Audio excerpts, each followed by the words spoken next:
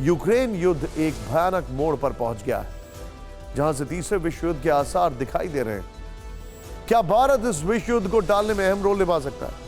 क्या प्रधानमंत्री मोदी रूस और यूक्रेन को बातचीत की टेबल पर ला सकते हैं? यह इस वक्त का बड़ा सवाल है। ये संभावना इन तस्वीरों ने बढ़ाई है। क्रेमलिन अटैक के 24 घंटे के अंदर रूसी विदेश मंत्री सरगेई लेवरोव भारत के दौरे पर हैं। सरगेई लेवरोव एससीओ समिट के लिए गोवा पहुंचे हैं।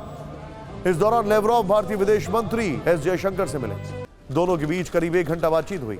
विदेश मंत्री एस जयशंकर ने ट्वीट करके बताया कि सरगेई लेवरोव के साथ द्विपक्षीय, वैश्विक और बहुपक्षीय सहयोग पर बात हुई है। साथ ही G20 और ब्रिक्स से जुड़े मुद्दों पर भी चर्चा हुई है। शांति के लिए ज़ेलेंस्की और पुतिन दोनों को भारत से बहुत उम्मीद है। युद्ध शुरू होने के बाद ज़ेलेंस्की प्रधानमंत्री मोदी से 3 बार फोन पर बात कर चुके हैं। अभी कुछ दिन पहले ही उन्होंने पीएम मोदी को चिट्ठी लिखी है। कैसे भारत और प्रधानमंत्री मोदी युद्ध के बीच शांति दूत की भूमिका निभा सकते हैं, आपको दिखाते हैं। 2 मार्च को प्रधानमंत्री मोदी ने इटली के पीएम के साथ बातचीत में कहा कि भारत शांति प्रक्रिया के योगदान के लिए पूरी तरह तैयार है। फिर पिछले साल नवंबर में इंडोनेशिया में G20 सम्मेलन हुआ। यहां पीएम मोदी ने एक बार फिर शांति की पहल की। तब प्रधानमंत्री ने कहा था कि यूक्रेन में युद्ध विराम और कूटनीति के रास्ते पर लौटने का रास्ता खोजना होगा। सितंबर 2022 में उज़्बेकिस्तान में एससीओ समिट के दौरान पीएम मोदी की पुतिन के साथ बैठक हुई। प्रधानमंत्री ने पुतिन से कहा था कि आज का युग युद्ध का युग नहीं है। पिछले साल सितंबर में ही विदेश मंत्री एस जयशंकर ने यूएन में कहा था, भारत शांति, बातचीत और डिप्लोमेसी के पक्ष में। आज गोवा में एससीओ के विदेश मंत्रियों की बैठक को भारत के विदेश मंत्री एस जयशंकर ने चेयर किया। बैठक में 9 देशों के विदेश मंत्री भी शामिल हुए, लेकिन पाकिस्तानी विदेश मंत्री बिलावल भुट्टो पर सभी की खास नजर थी। भारत में पाकिस्तान के किसी विदेश मंत्री का यह दौरा 12 साल बाद हो रहा है।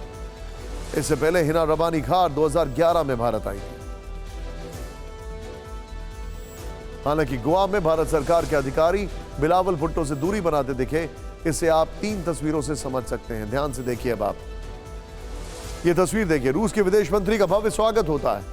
चीनी विदेश मंत्री का अभिवादन होता है। बिलावल के साथ महज औपचारिकता, फॉर्मेलिटी, ये साफ दिखाई दे रहा है। आज कुछ इसी तरह विदेश मंत्री एस जयशंकर ने भी पाकिस्तान को आईना दिखा दिया। कैसे, इस रिपोर्ट में देखिए।